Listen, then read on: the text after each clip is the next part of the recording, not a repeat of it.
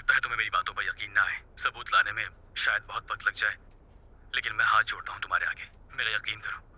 तुम्हारा शौहर जो खुद को एक फाइनेंसर कहता है, एक बहुत बड़ी मालियाती फ्रॉड में मुलव्वस है और आज या कल वो अदालत में जाएगा।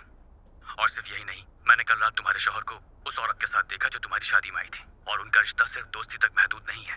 और हाँ, एक बात और, मुझे तानिया ने बताया कि तुम्हें कैद करके रखा हुआ है उसने। क्या ये बात सच है?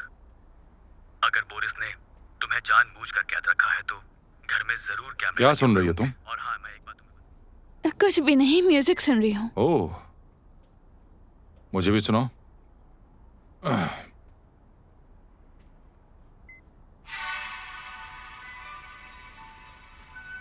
अच्छा म्यूजिक है, तुम्हारी चॉइस अच्छी है, लेकिन चलो अब सो जाते हैं, मुझे भी नींद आ रही है।